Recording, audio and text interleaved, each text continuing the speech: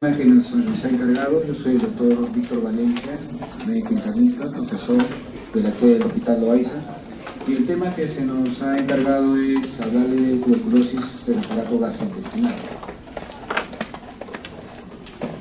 Bien, ustedes ya están familiarizados, inclusive probablemente de preclínicas con la tuberculosis, una enfermedad emblemática del Perú, porque tradicionalmente compartimos así asiduamente los tres primeros lugares en Latinoamérica de KIN, lamentablemente lugares por lo que se lucha es por algo malo. Los tres primeros lugares en donde más hay prevalencia de tuberculosis en Latinoamérica, o en las Américas en general. Ahí estamos con Haití, con Bolivia, peleando palmo a palmo. KIN se lleva el título cada año, es el país donde hay más tuberculosis. Y cuando uno trata de ubicarse bien a nivel mundial, pues también no estamos nada mal en este aspecto, ¿no? Porque estamos probablemente en el segundo pelotón de países donde hay más prevalencia de tuberculosis. Acá, por ejemplo, en regiones oscuras están determinados lugares de Asia, por acá Bangladesh, ¿no? O sea, zonas muy pobres desde el punto de vista socioeconómico, y un rojo un poco más claro, ¿no? Están en el segundo grupo de pacientes. Ahí está la India, otros países del África, también en algunos lugares de la ex Unión Soviética, y ahí está pues nuestro Perú, con Bolivia. Estamos ahí en los países más importantes de Latinoamérica.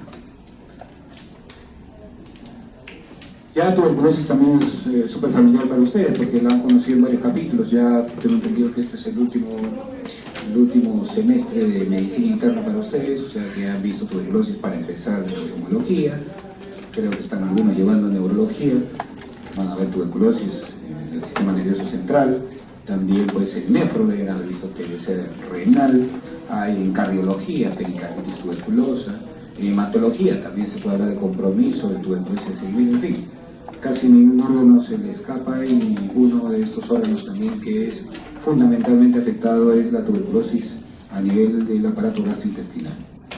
Casi la tuberculosis, así como no respecta a ningún órgano, casi afecta a todos los órganos o todas las secciones del aparato gastrointestinal.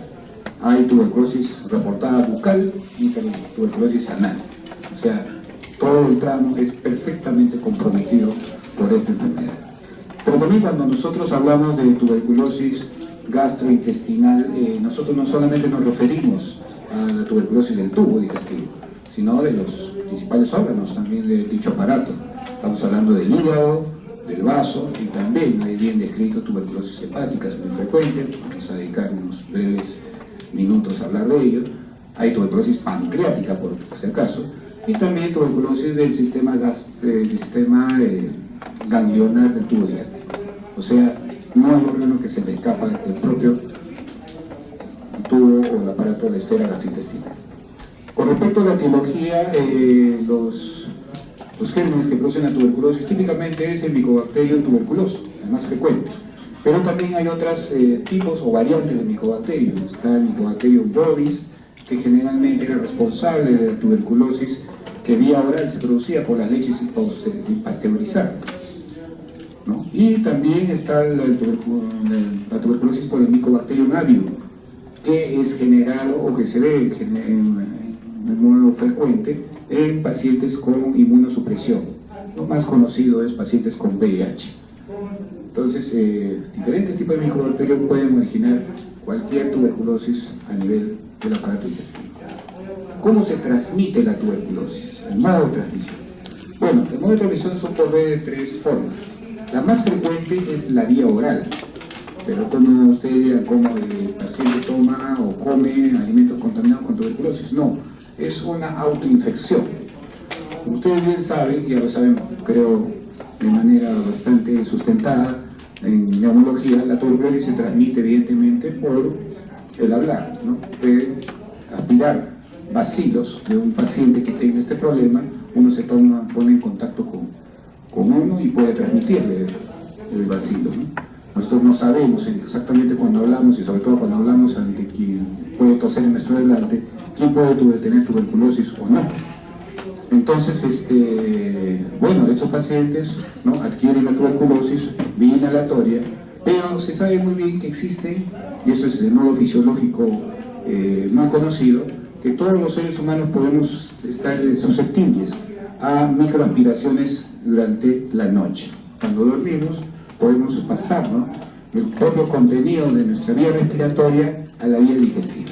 Y este es el mecanismo que precisamente es el que genera la mayor parte de tuberculosis, las microaspiraciones desde el aparato pulmonar de un paciente infectado pulmonarmente por tuberculosis, una autoingestión hacia el aparato digestivo. De ahí que resulta lógico que algunos hospitales sigan teniendo el famoso BK en jugo gástrico. ¿Por qué? Porque se le toma a la primera hora de la mañana, producto de este conocimiento que existen microaspiraciones durante la noche. Pero también puede, tradicionalmente, como era en antaño, ingerirse a través de la vía oral por productos contaminados, como leche contaminadas con micobacterias. Pero ya nadie toma leche de establo, ¿no?, o leche de dudosa referencia. Generalmente, al menos de acá los presentes, ¿no?, tomamos leche ya como productos ya inclusive liofilizados. Entonces ya esa vía, como era en antaño, ya casi no la hay. Probablemente pueda todavía ser en algunos lugares rurales de nuestro país. La segunda forma de transmisión es la vía hematógena, es decir, que utiliza la sangre. ¿A partir del punto de partida de qué? Vuelta de nuevo, de una tuberculosis pulmonar, pero que generalmente es diseminada, la famosa tuberculosis miliar, que ustedes, imagino bien, deben haber aprendido cuando llevaron neumología, en donde a partir de focos micromódulos del pulmón suelta hacia la sangre bacilos, que hay una cierta bacilemia, y bueno, donde haya precisamente la caída del BK, ahí es donde va a producirse en determinado órgano de la economía la tuberculosis. En este caso, tuberculosis gastrointestinal.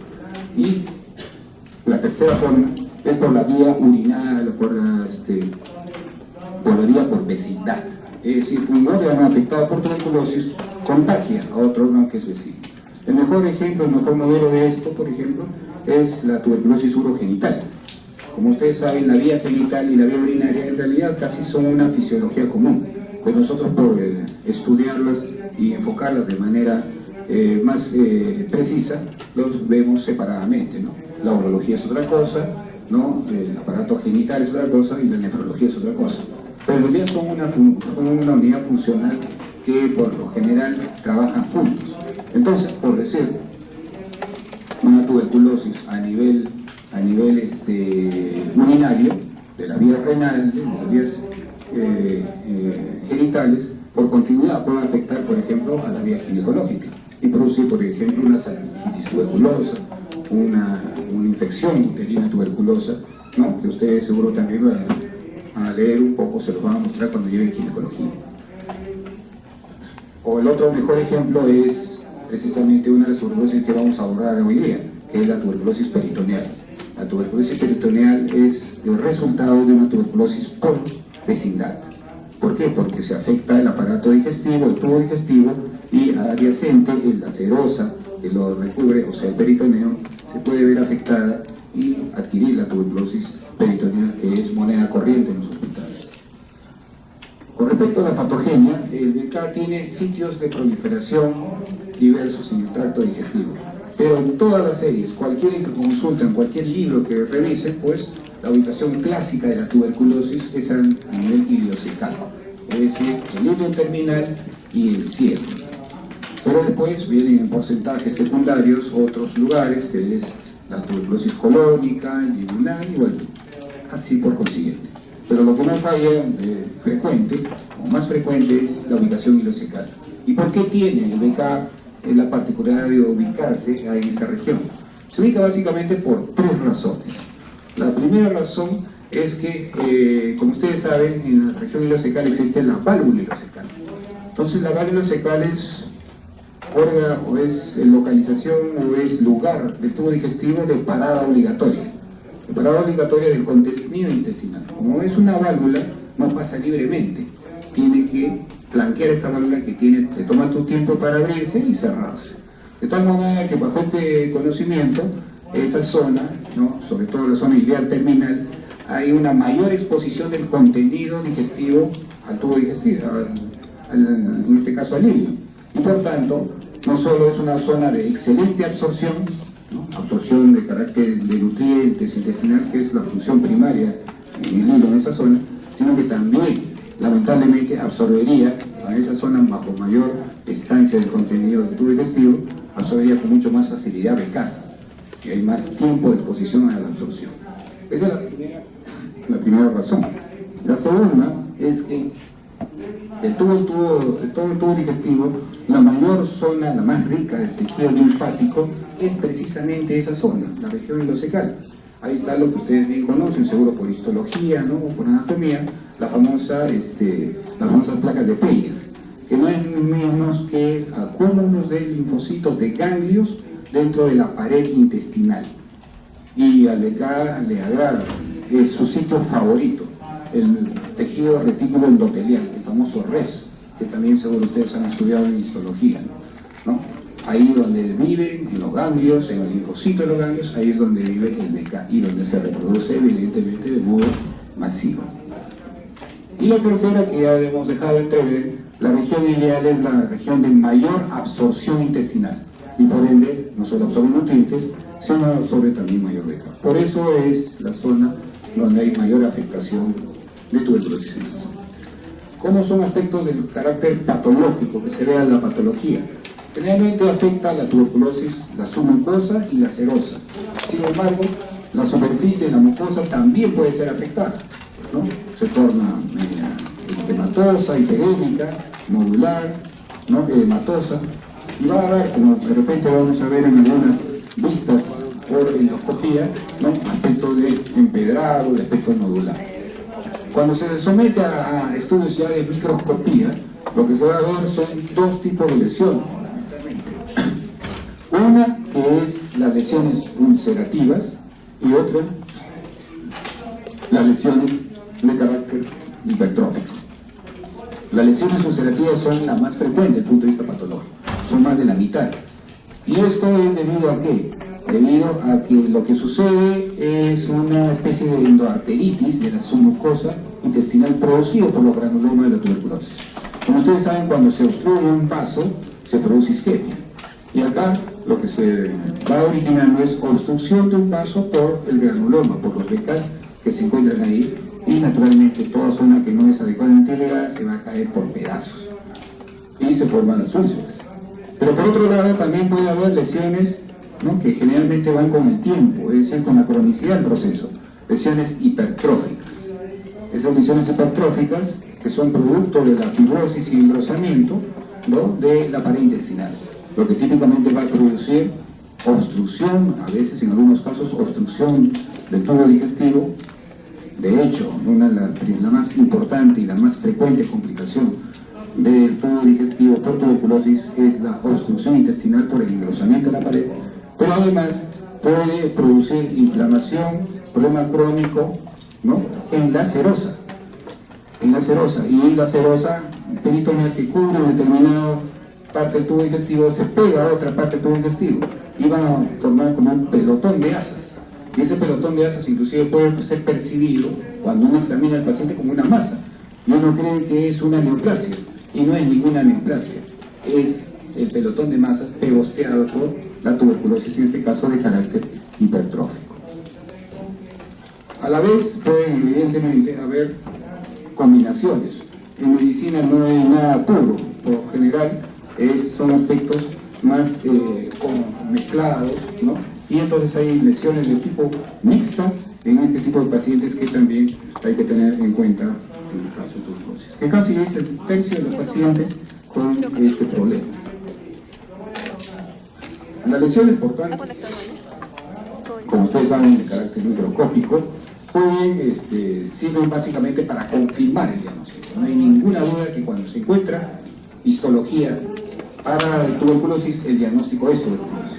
¿Y qué vamos a encontrar? Bueno, los clásicos tuberculomas, ¿no? Que se realizan con edema, hiperplasia, los clásicos granulomas, es decir, ¿no? Una célula empalizada, ¿no? Alrededor de una necrosis en donde hay las famosas células de Langhans, ¿no? Que son las células multinucleadas características de los granulomas.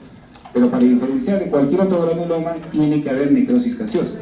Y en esa necrosis gaseosa, ahí es donde se hallan los bacilos como diagnóstico irrefutable para una tuberculosis, ¿no? Y esa necrosis, ¿no?, es el famoso gaseosa, es el famoso casio, ¿no?, a pesar de que uno lo someta a histología, muchas veces no se encuentra BK y va a ser inflamado como BK negativo. Ya ustedes saben, me imagino por neumología, que los famosos BK positivos no tienen, son base o son positivos según la carga bacilar, ¿no? Un bacilo, 2 bacilos por campo no hacen un BK positivo, tiene que ser una determinada carga importante. Así que mucho va a depender de la positividad o negatividad del examen, ¿no?, de indicar que es BK positivo o negativo. Y por tanto ustedes van haciendo la idea de que un BK negativo no excluye el diagnóstico de tuberculosis.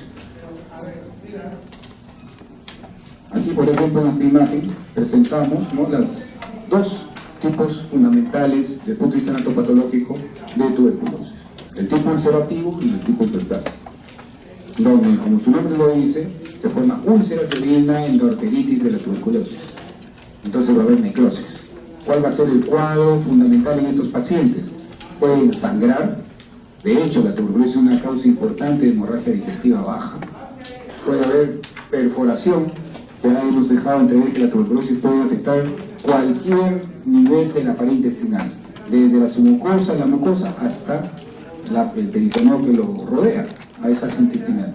Y el problema puede inducir a perforación, ¿no?, inclusive hasta el peritoneo, y producir peritonitis, inclusive de carácter quirúrgico. Al afectar la pared intestinal, por este mecanismo va a producir las famosas fístulas. ¿Qué son las fístulas? Son comunicaciones no naturales que puede haber en nuestro organismo. Entonces puede haber comunicación a través de este mecanismo, por ejemplo, entre una tuberculosis ileal y la vejiga, y producir una fístula gastrovesical. Es decir, no es inusual que un paciente a veces se presente a la emergencia con infecciones urinarias a repetición y encima, al orinar, elimine aire. Ese es producto del aire que está en el tubo digestivo, ¿no?, que pasa hacia esa fístula, la vía urinaria, y encima, como ustedes saben, el contenido del tubo digestivo séptico infecta el aparato urinario. Entonces este paciente puede venir con infecciones urinarias a repetición. Y la otra complicación del carácter ulcerativo puede ser la constricción debido a la úlcera que se forma en el proceso reparador.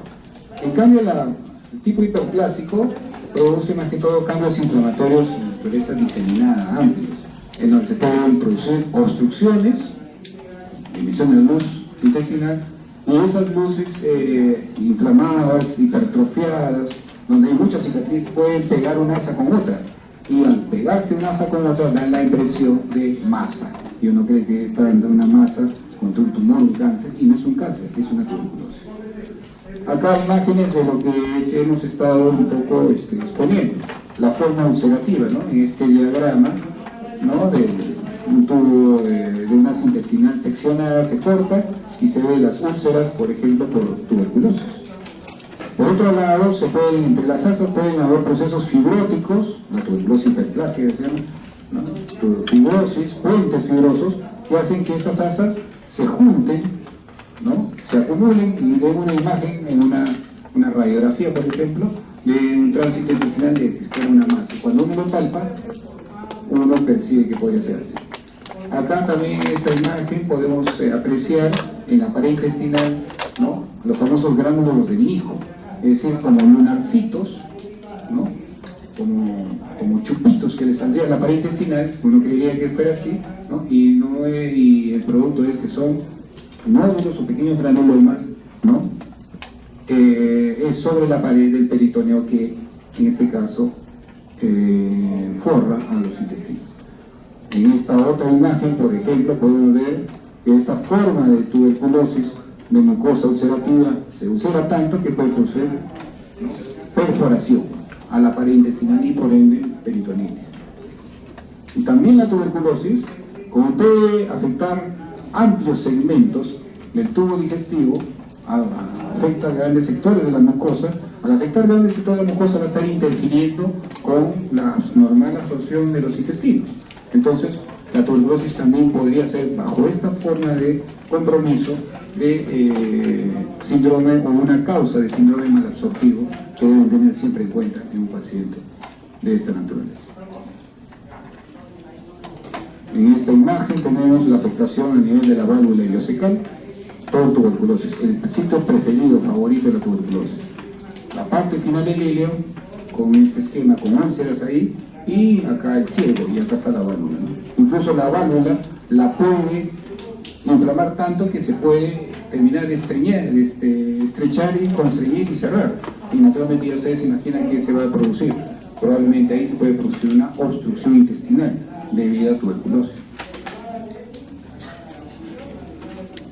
Bueno, algunos datos en el Perú acerca de este tema. La tuberculosis secundaria se puede ver, secundaria gastrointestinal se puede ver más o menos un 90%. Es decir, que la mayor parte de las tuberculosis gastrointestinales son secundarias ¿a qué? Son secundarias a un problema pulmonar primario.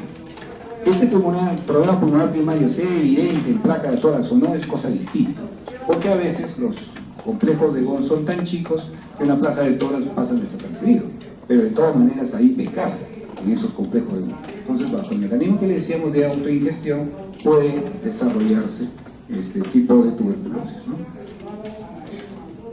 Siendo la primaria muy infrecuente, un 10% aproximadamente por mes. Antecedente de haber padecido tuberculosis, ¿no? En este estudio, que fue un estudio realizado en Lima hace varios años atrás, que probablemente la serie más grande de tuberculosis peruana, ¿no? Cuando interrogaron a pacientes que tenían tuberculosis gastrointestinal confirmada, encontraron que el dato de haber padecido TB solamente estaba en un 35%, es decir, un tercio de los pacientes con tuberculosis gastrointestinal tienen un pasado tuberculoso. O sea, la mayor parte no lo sabe. Entonces, cuando ustedes dateen a un paciente que sospechen tuberculosis y no le encuentren nada en su pasado, enfermedades previas, no descarten la enfermedad. Por si acaso, puede haber sido una forma sintomática de TB y el paciente ni lo ha percibido. Y los contactos menos, los famosos contactos, si vive con alguien con tuberculosis, ¿no? En fin, si hay ese dato, solamente un 21%, es decir, casi el 80% de los pacientes con TB gastrointestinal dicen no tener ningún familiar, ningún amigo, nadie que ha tenido tuberculosis. La edad promedio generalmente es de 14 a 44 años. Ahí está el 70-80% de los pacientes. Quiere decir que la tuberculosis afecta, y lamentablemente decir, a la población económicamente activa, la que está en su mayor esplendor de funcionalidad de producción. Ahí es donde adquiere la tuberculosis. Naturalmente que esto resulta lógico, ¿por qué? Porque cuando se trabaja, ¿no?, de manera continua, se está en contacto con pacientes con tuberculosis que ni siquiera se sabe que lo tienen, y ahí es donde puede contraer la enfermedad. La edad es entonces 70-80%, no hay prevalencia, no hay distinción entre la prevalencia en sentidos demócratas, hombres y mujeres son iguales en frecuencia, ¿no? Y bueno, la locación gastrointestinal pura está en un 54%, la peritoneal en 36%, y las dos juntas, entero-peritoneal, casi un cuarta parte de los pacientes, siendo la región ileocecal, como ya habíamos comentado, la parte más frecuente en un 38%. Después se nos reparten otros órganos para diseminarse. ¿Cuál es el cuadro clínico? El cuadro clínico de la tuberculosis es variado. El tiempo de enfermedad promedio es de 1 a 6 meses. Casi en las historias están entre el 70 y 75% de los casos son ese grupo etario. De tal modo que una tuberculosis con una semana de tiempo de enfermedad es relativamente rara. La tuberculosis, como ustedes ya han aprendido a conocer, es una enfermedad insidiosa, que se puede presentar bajo diferentes caretas, ¿no? Caretas clínicas, síndromes clínicos, y que pueden ser, para evidencia de ellos, la mezcla de más de uno de ellos para tener en mente la posibilidad de tuberculosis. Primero, como un síndrome consultivo inespecífico, es decir, una baja de peso importante, astenia, hiporexia, casi es la regla en buena parte de los pacientes con tuberculosis.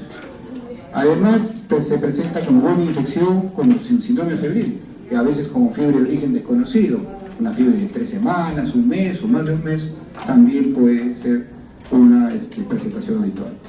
No necesita que sea diaria, puede ser una presentación febril irregular, ¿no? Dejando días, en fin.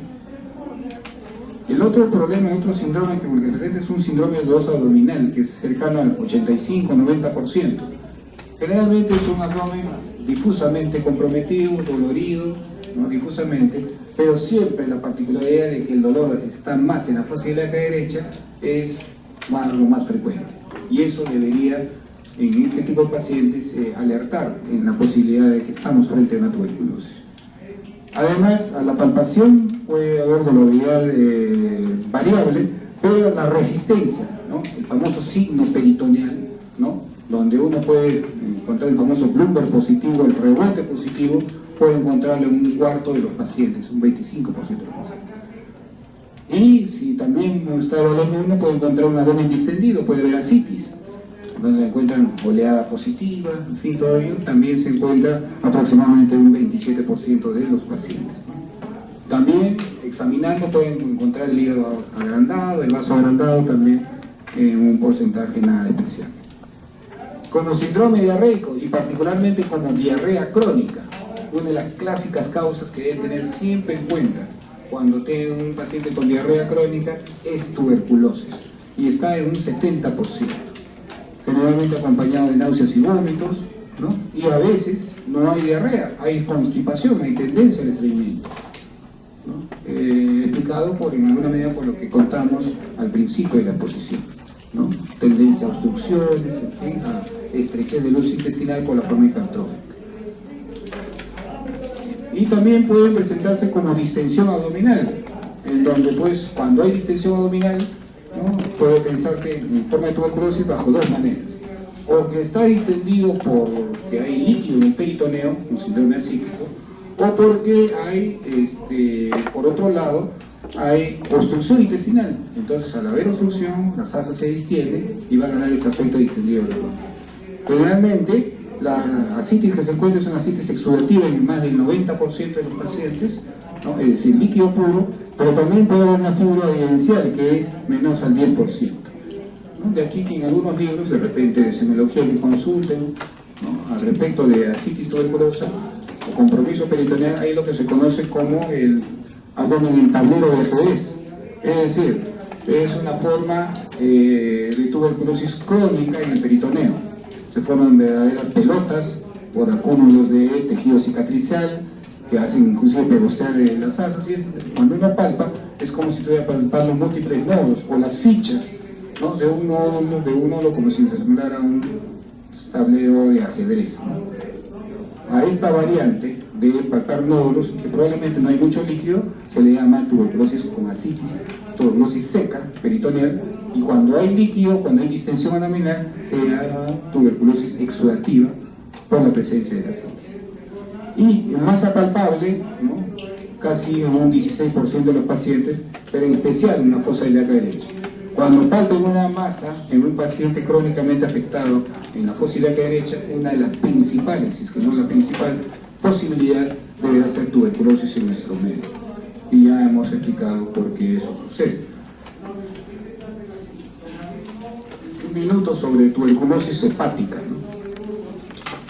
Como le decíamos al principio, el bacilo tuberculoso gusta mucho de la zona retículo endotelial. Casi su hábitat natural lo que busca es los ganglios, la lesión linfática. Y por muchas razones, ¿no? El BK escoge ese sitio para reproducirse. Entonces, ustedes saben que el órgano donde hay mayor res, es decir, el sistema retículo endotelial, es el hígado. Entonces uno podía dejar ser un sitio donde el BK se sintiera como pez en el agua, ¿no? Casi buena parte de los pacientes podrían tener tuberculosis gastrointestinal, probablemente más del 90% de compromiso en el hígado. El detalle es que en algunos es manifiestamente activo el punto de vista clínico y en otros oligosintomático, asintomático, de tal manera que ni prestamos atención al hígado, a veces teniendo ascitis tuberculosa o por ejemplo una diarrea, porque es un compromiso casi microscópico. Pero si lo hay, si hay clínica, va a haber naturalmente hepatomegalia, va a haber fiebre, una de las principales causas de fiebre y hepatomegalia en nuestro medio debería tener la consideración de tuberculosis, y puede ir acompañado de compromiso general con buena tuberculosis, y a veces sí, a veces no, con tuberculosis propia del aparato digestivo, con diarreas, con asitis, es variable. Pero la tuberculosis a nivel hepático que debe llamar nuestra atención y que a veces se presenta en unos pacientes es la hepatitis granulomatosa, es decir, compromiso clínico manifiesto por tuberculosis en este caso. ¿Qué se presenta ahí? Generalmente la clínica es hepatomegalia, un hígado crecido, con presencia de fiebre irregular e ictericia leve, a veces con dolor en la palpación del hígado. De hecho, una de las principales causas, creo que la buena parte del auditorio ya ha hecho infectología, y estoy seguro que de repente han tenido un seminario de fiebre de origen desconocido. Una de las principales causas de fiebre de origen desconocido es tuberculosis, sobre todo bajo la forma de hepatitis granulomatosa. Entonces la clínica es una fiebre relativamente prolongada, ¿no?, además de hepatomegalia. ¿Cómo solventar la sospecha de este problema? Cuando le piden exámenes auxiliares, y sobre todo exámenes de sangre, del famoso perfil hepático, en donde el perfil hepático va a ser distinguido por tres características. Es una hepatomegalia con leve ictericia, por tanto una leve hiperbilirubinemia. Como hay focos de necrosis, va a haber liberación de transaminasas, va a haber una transaminemia de leve a moderada. Generalmente estamos hablando de elevación de 3 a 5 veces su valor, pero lo que va a destacar fundamentalmente es la elevación de la fosfatasa alcalina, o de su análogo también, que es la gamma-glutamina transfettidasa. Como usted bien sabe, la fosfatasa alcalina mide colestasis, aumenta cuando hay colestasis, pero aumenta también cuando hay masas o pequeñitas masas en el hígado, como es un granuloma. Entonces, esta disociación fosfatasa bilirrubina en favor de la fosfatasa tiene que hacer pensar en tuberculosis, porque donde van a encontrar también ustedes fosfatasa alcalina bien elevada y también fosfatasa bilirrubina elevada es en los procesos colestásicos, por ejemplo una obstrucción de vía biliar, por una coledocolitiasis, por un tumor de páncreas, qué sé yo. Ahí se colestasis manifiesta y el paciente está ictérico y la fosfatasa también está bien elevada. Acá hay una ruptura de esos exámenes, una fosfatasa súper elevada y la bilirrubina muy poco. Por eso decimos que las transaminemas que hay responden a, de carácter leve a moderado, responden más que toda la necrosis que se produce en las hepatitis granulomatosas, necrosis gaseosa en el hígado, como ya a ustedes se les explica.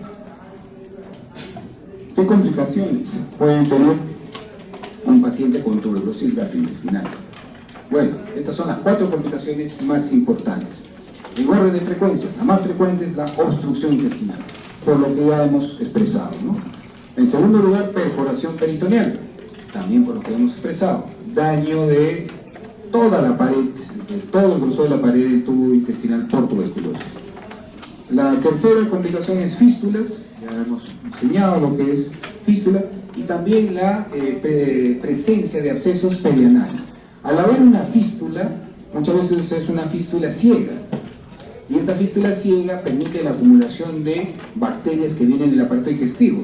Y estas bacterias se empiezan a reproducir y van a producir abscesos intraabdominales.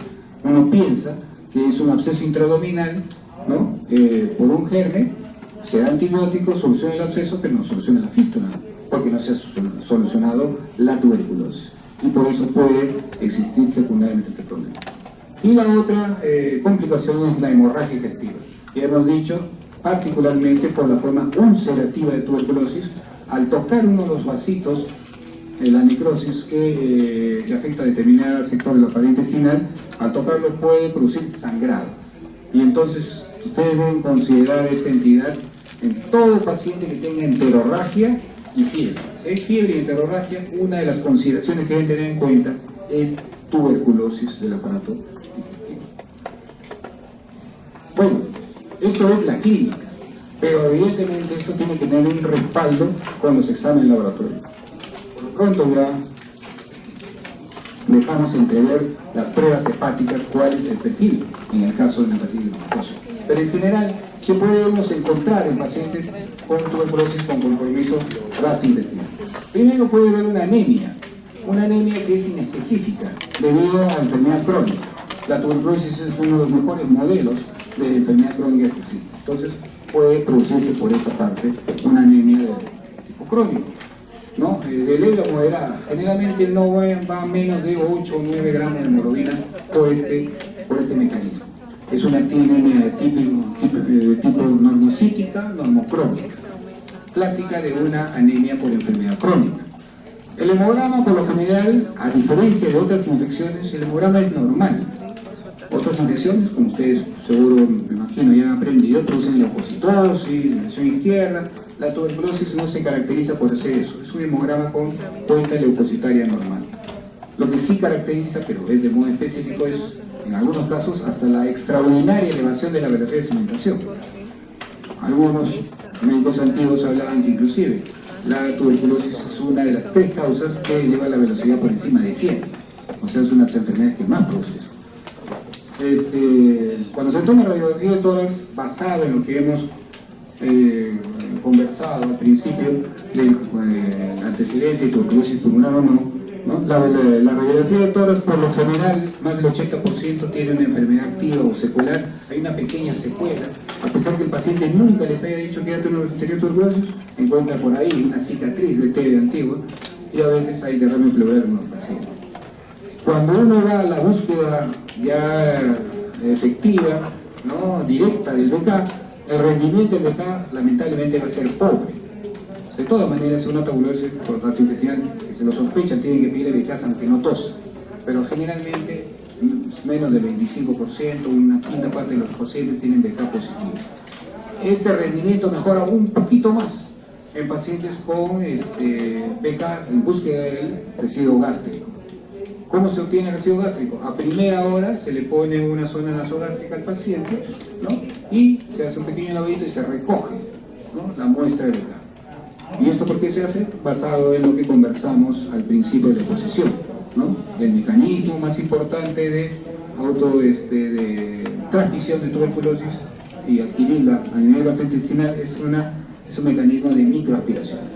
Y en la noche se da eso, y por eso se escoge, ¿no?, el residuo gástrico antes del desayuno, para que la comida no disminuya la sensibilidad del gas. Entonces, pero estos rendimientos no pasan para el esputo de un 20% o en el residuo gástrico hasta 39 o 40%. Son bajos rendimientos, pero de todas maneras hay que hacerlo. Algunos han intentado hacer, ¿no?, la tediosa búsqueda del BK en las heces, ¿no?, pero es también de bajo rendimiento y yo, bueno, casi nunca he asistido, ¿no?, a una búsqueda de BK en ese tipo de muestras, de tal manera que lo hemos desertado. Y cuando tiene ascitis, y esa ascitis por tuberculosis, el rendimiento de BK solo es una cuarta parte de los pacientes. O sea, la mayoría de ellos son BK negativos, siendo tuberculosis enteroperitoneal comprobada después.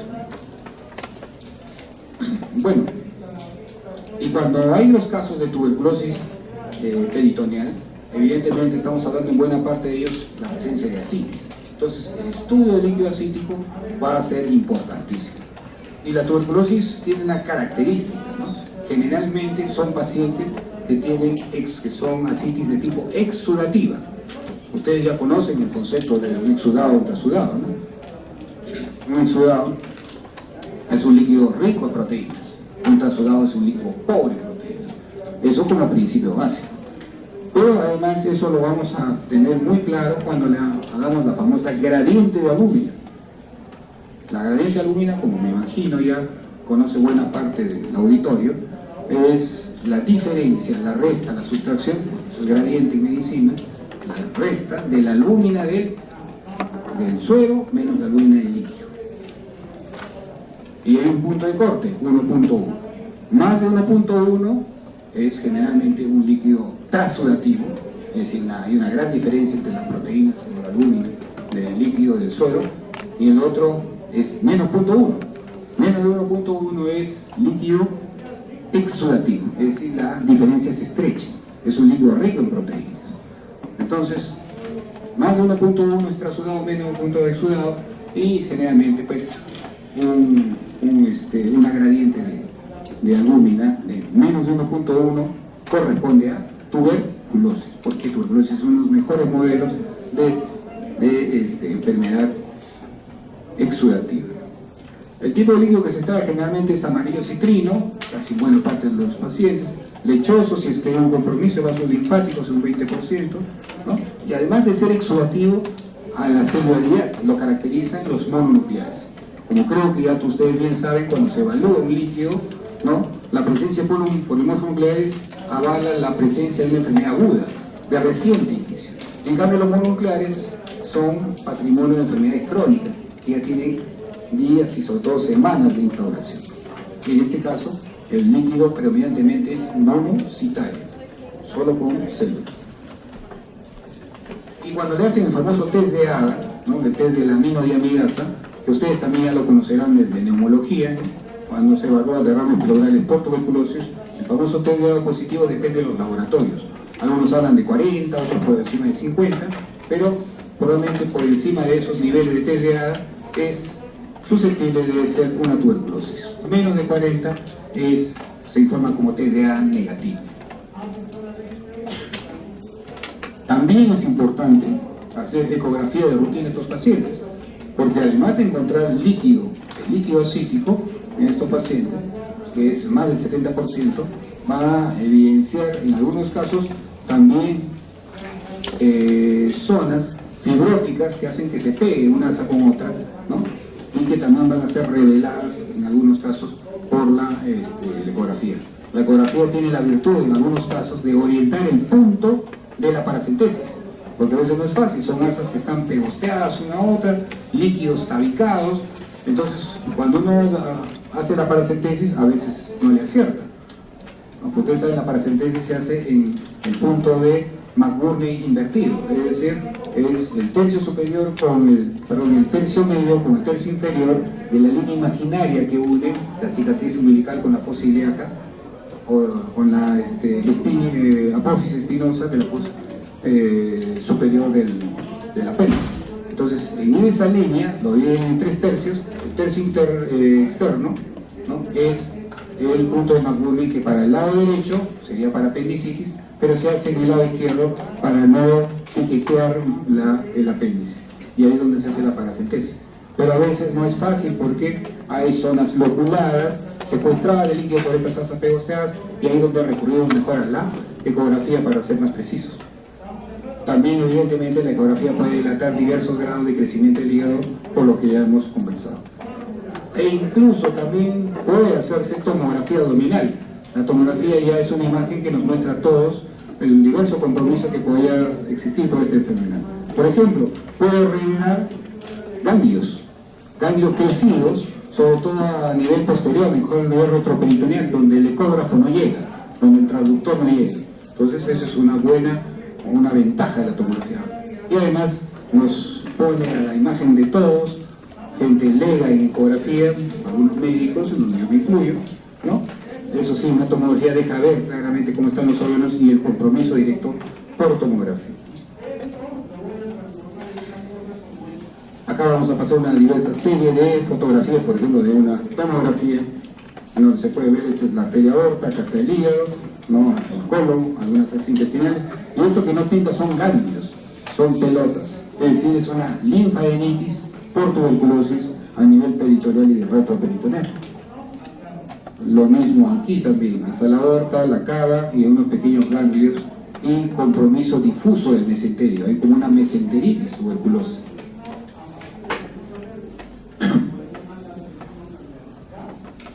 Acá otra forma de compromiso, el hígado, el vaso, los riñones, la aorta, pero acá hay ganglios, ¿no?, afectados que afectan de modo diverso, como una linfadenitis tuberculosa retroperitoneal. Acá otras imágenes que amplían lo mismo. Acá hay, por ejemplo, tuberculosis a nivel de la pared del intestino, engrosada, en este caso el colon. Puede haber masas, ¿no?, correspondientes que realzan con la sustancia de contraste por tuberculosis, ¿no? Acá hay una masa también de contenido líquido por tuberculosis, ¿no?, ganglios agrandados, ¿no?, y sobre todo compromiso de la pared del intestino. El intestino se debería, el grueso o el delgado, debería verse en una pared fina. En cambio acá es una pared engrosada y edematosa, producto de la inflamación que produce la tuberculosis a dicho nivel. Entonces, puede existir y tenemos que recurrir a veces a la radiografía como una guía diagnóstica para intentar precisar y llegar al diagnóstico definitivo. Entonces, de eso nos valemos de la radiografía. Puede hacerse la radiografía y se tiene que hacer fundamentalmente pensando en que la tuberculosis, su mayor punto de afectación es a nivel ileocecal. Entonces, ahí deben ir, digamos, destinados nuestros primeros intentos radiológicos de encontrar al becario. A pesar que puede dar información importante, la radiología tampoco es específica para diagnosticar tuberculosis. Podría dar algunos datos en general importantes. Por esto, de la ubicación del tracto gastrointestinal, si sospechamos en TB, tenemos que inaugurar la evaluación radiológica empezando por abajo, es decir, con un examen de radiografía de colon, realmente colon maritado. Porque la radiografía de colon maritado va a llegar vario a la barra ileocecal y a la parte final del ileo donde nosotros queremos ver el potencial de efecto. Entonces, el principal examen es radiografía de colon con doble contraste y represión más útil. Y aún así, siendo tuberculosis esa zona, revela unos cambios en 2/3 partes de los pacientes. Pero la radiografía, ¿para qué se utiliza si no va a ser inespecífica? Nos dice el compromiso dónde está, para que después, o por colonoscopía, o de repente por una laparotomía exploradora, vayamos directamente al lugar de afectación y tomamos la muestra y diagnostiquemos la TB.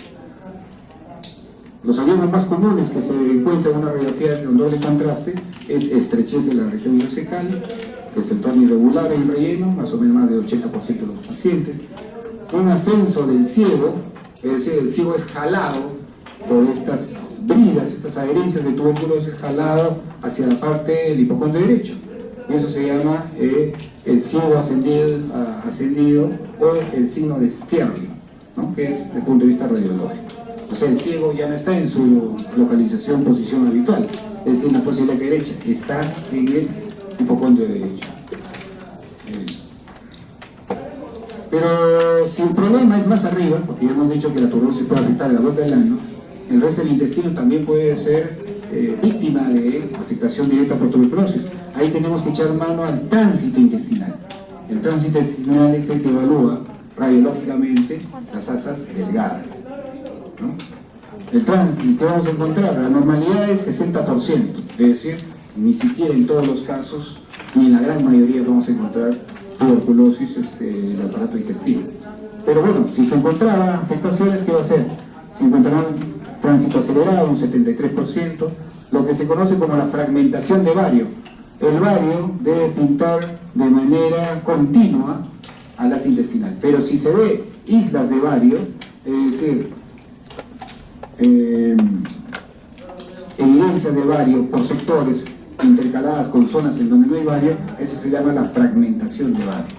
Y eso es debido a la estrechez que puede haber de afectación en estos pacientes. Estrecheces ileales, un 68%, y me dan encima la cuerda, es decir, el hilo que tiene un determinado diámetro se va a encontrar estrechado y por tanto va a ser un desfiladero, un hilito, por eso se llaman estrechez ileal en un grupo de pacientes en el 70%. Defecto de relleno variado, bordes irregulares, las asas intestinales son de pared delgada, como dibujadas atrás sobre el lápiz, ¿no? En este caso se notan ahí irregulares, todo, también se encuentra en buen porcentaje, ¿no? Y a veces el predio, el patrón mucoso normal, está en un 57%, y a esto se le llama el signo de la floculación del bario, es decir, va a haber como puntitos de bario en la pared intestinal. Cuando hay esto, se llama, algunos llaman el signo de la nevada, o le llaman floculación de bario. ¿Qué resulta este hallazgo? Este hallazgo resulta inflamación de la mucosa intestinal.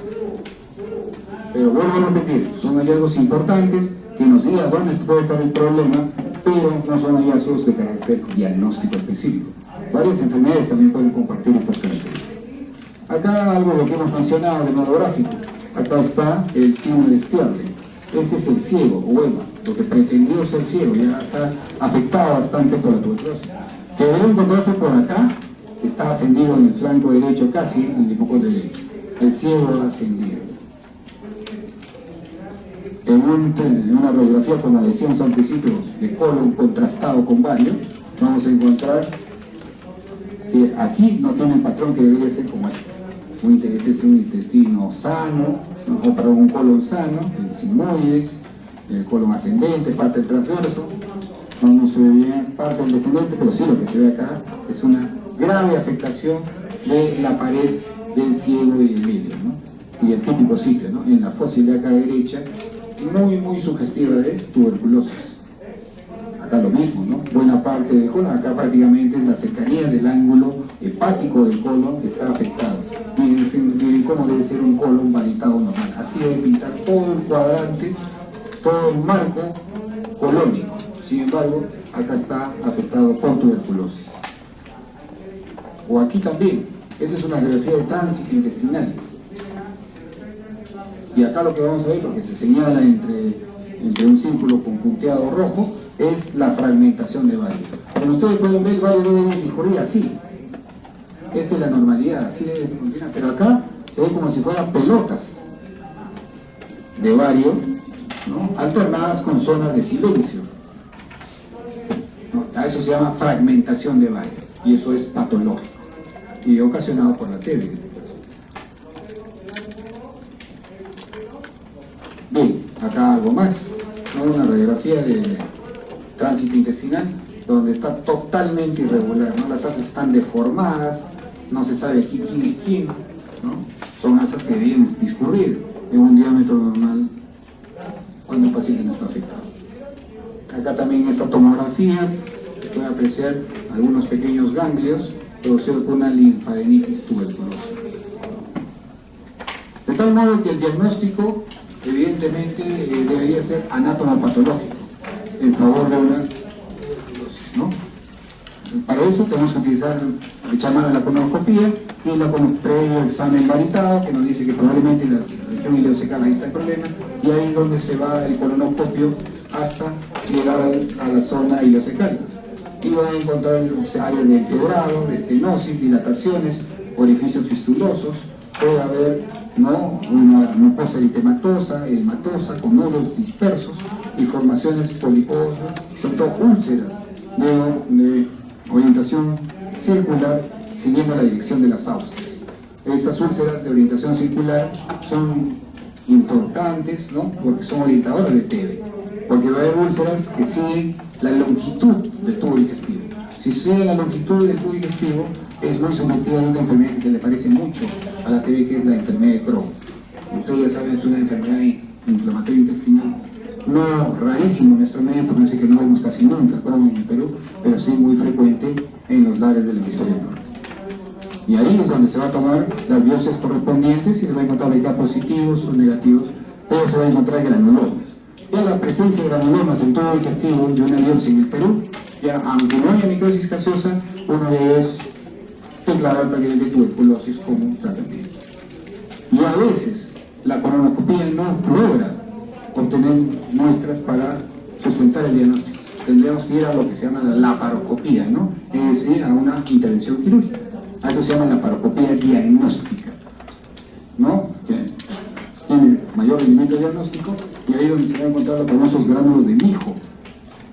Mijos son como pequeñas semillas, ¿no? Son semillas que están sobre la mucosa del peritoneo y que son altamente sugestivas de tuberculosis. El cirujano por la laparoscopía toma esas muestras y se las lleva al laboratorio, se encuentra en un 2/3 de los casos. Además que por la laparoscopía va a encontrar adherencias fibroexudativas, adherencias, es decir, puentes fibrosos entre los asas intestinales que van a hacer sospechar el caso. Y aún así, a veces la anatomía patológica se resiste a dar un diagnóstico correcto, ¿no? Porque uno busca la necrosis gaseosa y a veces no la encuentra. Esto para mostrarles simplemente criterios endoscópicos de la tuberculosis intestinal y su gran mimetizadora. Realmente no lo tenemos en nuestro medio porque sería bastante problema diagnóstico, porque una TB intestinal se trata distinto a una enfermedad de Crohn, ¿no?, con su gran rival, la enfermedad de Crohn. Acá hay compromiso no más de pocos segmentos, ¿no? Afecta la válvula ileocecal y las úlceras son transversales. a diferencia de las úlceras del Crohn, que son longitudinales, úlceras longitudinales. Además que el compromiso del Crohn es muy importante en el componente ano-rectal. Hay úlceras aftosas, una apariencia de empedrado en la mucosa.